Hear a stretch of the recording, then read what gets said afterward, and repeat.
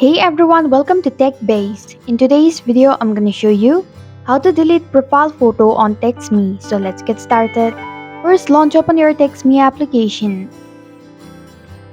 Tap on the Me option which is at the bottom right corner of your screen.